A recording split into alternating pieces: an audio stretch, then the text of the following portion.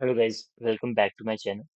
So this will be a short video about how we can download a blob from storage account and then use a SAS token to open it. Okay. First I will go to my container and then I will go to my blob. One way is to I can just click download it and I will be able to download it.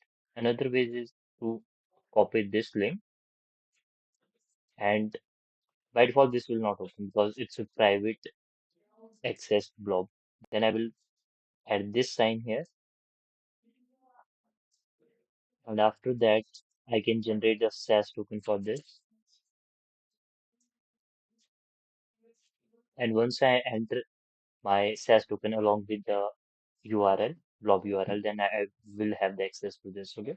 So this is how you can simply download a blob using the URL and SAS token. So that's all for this video. Thank you.